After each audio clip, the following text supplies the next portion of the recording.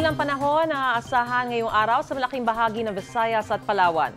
Epekto po yan ng easterlies o ang mainit na hangin galing sa Pacific Ocean ayon sa Pag-asa.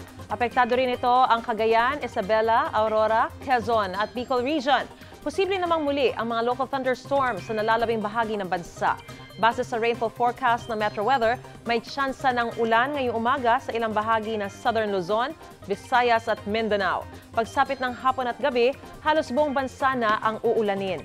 Posible ang heavy to intense rains na maaaring magdulot ng baha o landslide. Uulanin ding muli tayo rito sa Metro Manila. Mga kapuso, para una ka sa mga balita, mag-subscribe sa GMA Integrated News sa YouTube. Sa mga kapuso abroad, subaybayan niyo po kami sa GMA Pinoy TV at sa www.gmanews.tv.